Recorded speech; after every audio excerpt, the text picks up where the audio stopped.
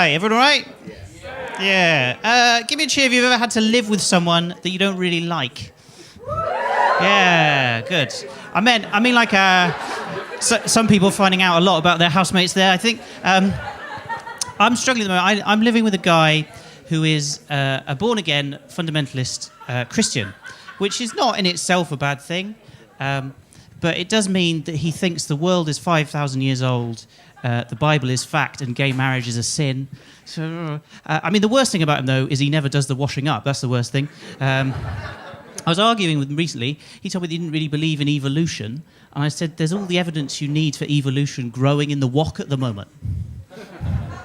Like 2 more days, last week's pad thai is going to gain sentience and start worshipping you. It's disgusting. So I'm originally from Dorset. Hey. Just do my own cheers. I'm from quite a posh little town. I'll give you an example of how posh my hometown is. The man that stands outside the post office and sells the big issue, he recently got an iPhone 10. Doing very well for himself. You know, you walk by, he goes, "Big issue, mate." And you go, "I'm sorry, I've got any change." And he goes, "Well, I take contactless." Good. So I reckon I've got about 30 seconds left. So as I've only got like 5 seconds left, I'm just going to say the guy who keeps shouting Grindr is clearly homophobic or gay.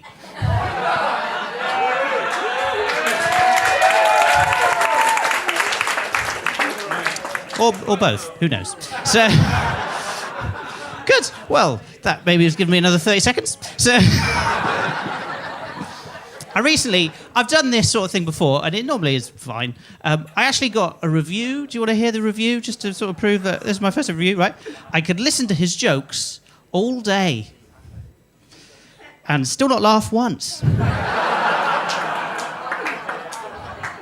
So that's from the Guardian, though, so that's pretty good, isn't it? Nice to get mentioned by the Guardian. I mean, not the newspaper, just my mum. But there we are. You guys ever had parents? Yeah. Cool. I'll tell you about my dad, right? My dad's a fascinating man. I'm 29. The only piece of advice my father's ever given me in my life is, son, always have a knife on you. Right? He lives, as I say, he lives in Dorset. He's not in a gang. Don't really have them there. His justification is because a man can never know when he may be called upon to chop up a pork pie. Right? It was his birthday recently, right? I was trying to work out what to get him, and he told me he's trying to learn Italian, and I thought, well, that's really great. What a good thing for you to do. I'll get you like Rosetta Stone. You can put it in your computer, teach you Italian. He went, no, don't worry about that. I found someone to practice with, and I thought, all right, who do you know speaks Italian? And he went, well, I say someone. Basically, I've changed the language settings on the dishwasher. You imagine him in Rome, a cultural capital of the world, and he has all the conversational skills of a hot point eco bubble. So the only tie I really have left to the West Country is I'm on Exeter Airport's mailing list, right? If you're not on Exeter Airport's mailing list, I would really recommend it. Genuinely, it's good fun, right? Recently, they sent me an email that said, Exeter's purpose-built airport is now flying internationally. Great, thanks for letting me know. I'm fascinated by the phrase purpose-built airport.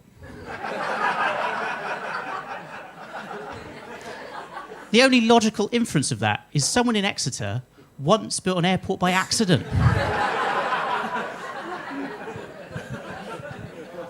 All made mistakes at work, I guess. If you've never flown from Exeter, I'd recommend it. It's quite good fun. It's quite small. It's what they refer to as a boutique airport, right? You get announcements over the tannoy like, could all passengers please make their way to gate 1? Obviously, there's only one gate. And once through that gate, close it behind you so the cows don't get out. I say, it's a man in a field with a trampoline and a dream. That's what it is.